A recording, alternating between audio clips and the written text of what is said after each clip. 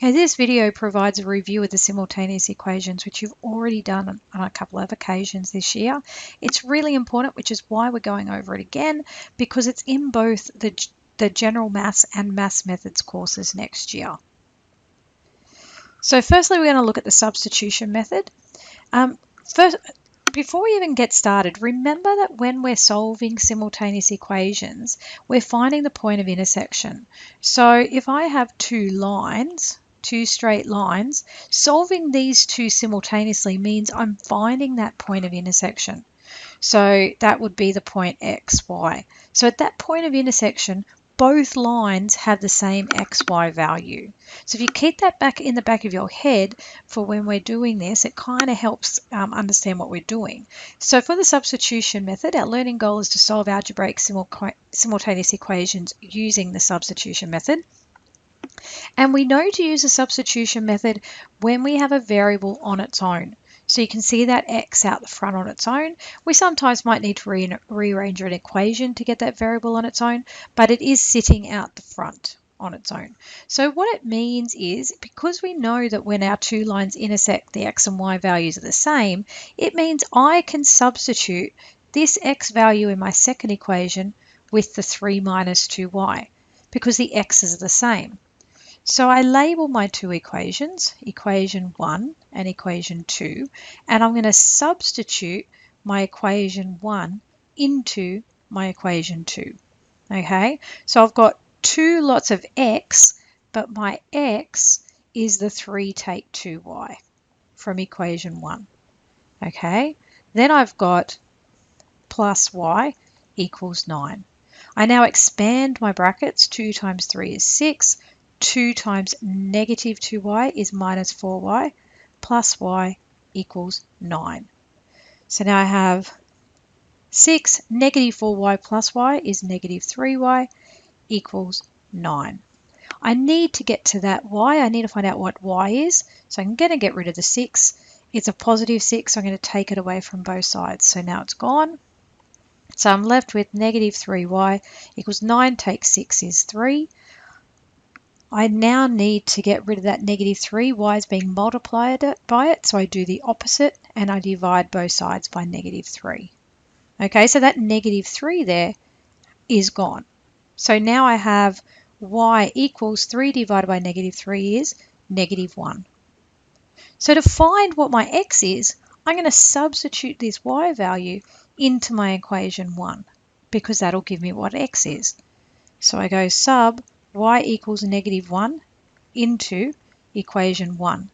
So my x is going to be equal to 3 minus 2 lots of my y, which is 2 lots of my negative 1. So that's 3. Negative 2 times the negative 1 is positive 2, and that is 5. So therefore, solution is x is 5, y is negative 1. Okay, so that's the point of intersection. And I can check my answer by going back to my original equations and substituting the values in. So if I've got 3 minus 2y, 3 minus 2 times 10 is, 3 minus 2 times 5 is 3 minus 10. And I have stuffed up. Now remember, we can check our solution. So if I substitute back in, I've got 3 minus 2 lots of y. Y is negative 1. So negative 2 times negative 1 is positive 2. 3 plus 2 is 5, which is my x value. Go into the other equation. 2 lots of x. 2 lots of 5 is 10. 10 minus 1 is 9, which works. So I know that is correct. Okay. Now pause the video and try and do B on your own. Okay, you can see that in B that A is all on its own out the front, so you'll be able to substitute the 4 minus 5B for the A there. Okay, so pause and give it a go. So as per before, I label my two equations, 1 and 2. I'm going to sub 1 into 2. So I've got 2b minus 3 lots of a, but a is 4 minus 5b and that equals 22. Expand my brackets. I've got 2b minus 3 times 4. Negative 3 times 4 is negative 12. Negative 3 times the negative 5b is positive 15b equals 22. 2b plus 15b is 17b minus 12 equals 22. I now add 12 to both sides.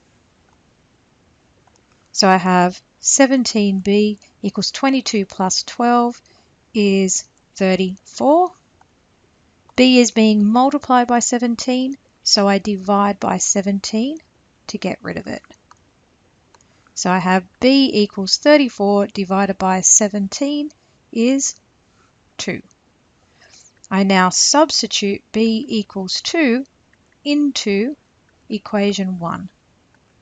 Okay, so my a is going to equal 4 minus 5 lots of b, which is 5 times 2. So negative 5 times 2 is negative 10.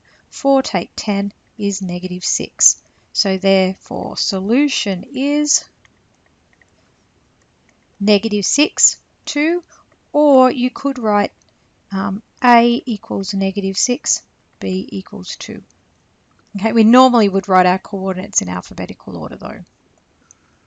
Again, you can go back and check your answer. Now let's look at the elimination method. So our goal is to solve algebraic simultaneous equations using the elimination method. So if you look at my part A, I have x plus 3y equals 5, 4x plus 3y equals 11. I could rearrange my first equation to get x on its own and then use the substitution method. But the question is telling me to use the elimination method. So the idea of the elimination method is we want to get rid of one of the variables. Okay, so if I look at my two equations, I have 3y here and 3y here. So if I subtracted these two equations, I would get rid of that 3y. So I'm going to label my two equations 1 and 2. Now, which way do you go? Do you go 1 minus 2 or 2 minus 1? Well, I look at the numbers. I've got 11 and 5. So if I go 11 take 5, that's going to be positive. I've also got 4x and x. 4x takes x would be positive. So I'm going to go 2 minus 1. Okay? And if it helps you, actually write the two equations so they're in that order with the variables lined up. Okay, so 4x minus x is 3x, 3y minus 3y is gone, 11 minus 5 is 6. So I've got 3 times x is 6, so I divide both sides by 3, so my x is equal to 2. I now have to find out what y is, so I have to put that x back into one of the two equations. I'm going to choose 1 because it's a single x, so it's going to be easier. You could pick either equation. So I'm going to sub x equals 2 into 1. So I've got 2 plus 3y equals 5. I'm trying to solve for the y, so I'm going to get rid of the 2 by taking it from both sides. So now I have 3y equals 5 minus 2 is 3. So y is being multiplied by 3, so I divide both sides by 3, which gets rid of it. So I'm left with y equals 3 divided by 3 is 1. So therefore, solution is 2, 1. Or you could write x equals 2, y equals 1. Okay, so pause the video again and try and do the second one that I have here.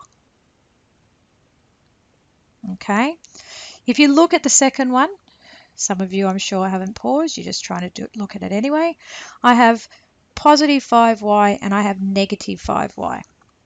So if I label my two equations, if I add them, those 5y's are going to disappear. Okay, so if I go 1 plus 2, I'm going to get 3x plus x is 4x. 5y take 5y is gone.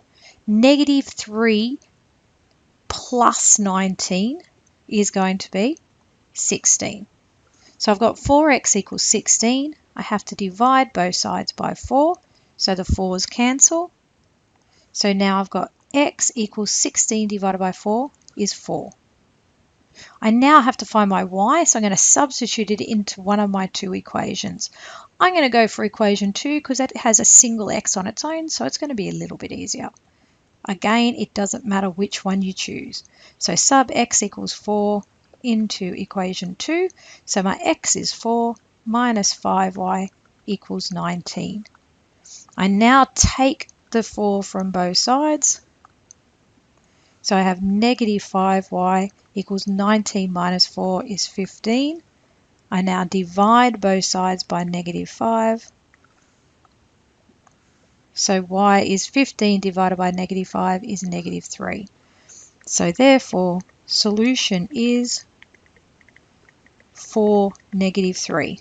Or you could write it as x equals 4, y equals negative 3. Again, you can substitute these answers into your two equations and check that they're right. Now let's look at a couple of questions that are a little bit harder. In the first one, I've got y and 2y for my y's, and for my x's, I've got 6x and minus 3x. So I need them to be the same. I either need 2y in both or I need 6x in both. I need the variables to be the same. So hopefully you can see the easiest option is to go equation 1 times by 2.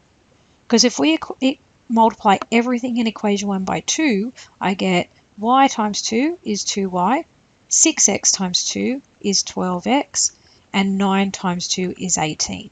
I now have 2y in equation 1 and 2y in equation 2. Actually, I have to label that 3 because I've done something to it. So I've got, that's my equation 3, and then I've gotten rid of that 1 because I changed it. So these are my two equations. Okay, so now because I've got that 2y in both equations, I can subtract to get rid of the y's, which is my goal. So I'm going to go equation 3 minus equation 2.